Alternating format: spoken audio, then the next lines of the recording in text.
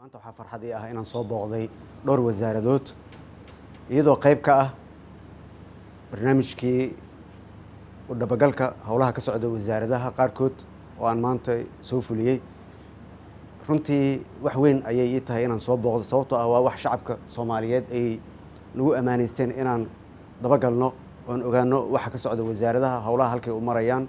xaqiiqdiina waa ku faraxsanahay waxa aan maanta soo arkay. waxaan rabaa wasiir halkan inaan idin sheego in hadda la marayo 100 maalmood aan u baahanahay wasaaradaadii iyo dhammaan wasaaradaha xukuumadda sidii ay u soo dhameystiri lahaayeen dukumentigii 100 maalmood oo ah maqal iyo muuqaal. taas ayaan rabaa insha Allah hadduu alla idmo maalinta khamiista ayaan idinka wada sugayaa wasaaradaha oo dhan.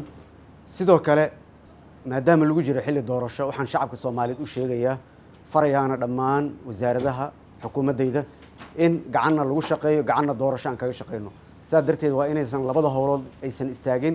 midda muhiimadda koowaad ay tahay waxqabadkii shacabka loo qabanaya ka xukuumad ahaan sidoo kalena ay dhinac socon doonto doorashadii dalka. waad mahadsantiin.